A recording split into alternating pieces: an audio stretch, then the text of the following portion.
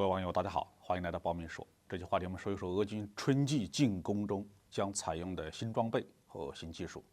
俄罗斯自由媒体网站2023年2月24号发文呢，对俄军在即将展开的春季攻势中将采用哪些新技术、新装备做了一些分析，同时预计今年夏初新装备会源源不断地列装俄军部队。首先是先进防空系统的使用。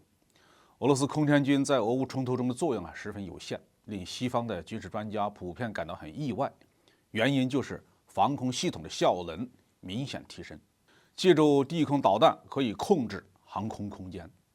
俄罗斯高效地运用自己的道尔、铠甲和 S-4北等防空系统，将乌克兰大部分飞机、直升机击落。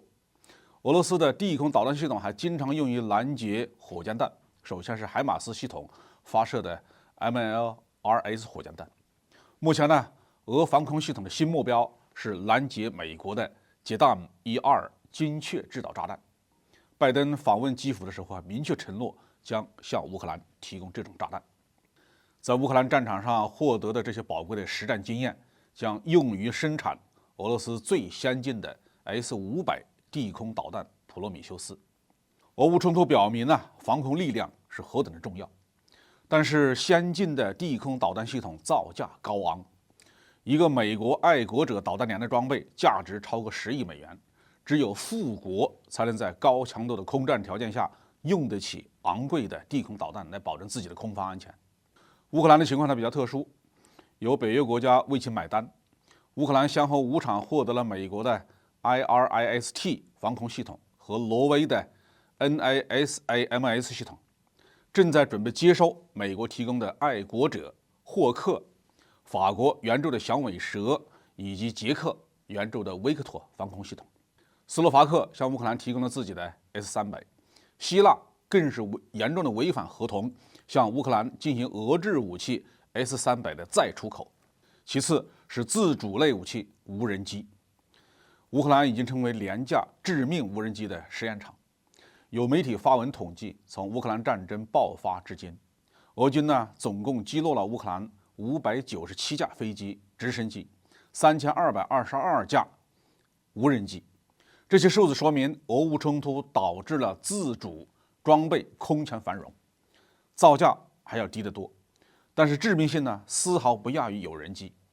无人机使用方面俄罗斯和乌克兰的能力几乎不相上下。当乌克兰正在发展自己的无人机工业。从2014年顿巴斯爆发冲突以来，乌克兰已经开始改装轻型商用无人机，用于军事目的，也出现了几个志愿者组织，其成员无偿的改装商用无人机，用于军事行动。先是亚美尼亚与阿塞拜疆冲突，后是乌克兰战场，无人机在战场上得到了越来越广泛的运用，引起全世界对这一武器的浓厚的兴趣。伊朗是这一领域的领先者，迅速积累了无人机研制的经验，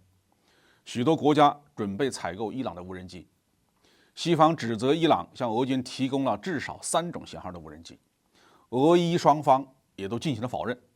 西方也无法提供任何客观的证据。俄罗斯的天竺葵2有伊朗的技术基础，在乌克兰展示了很高的作战效能，但是天竺葵2离开飞手还无法工作。因此，下一步的重点是研制下一代的自主式的无人机，在没有人的参与下，依靠程序展开攻击，人工智能将做出打击决策。好，这句话题我们就说到这里。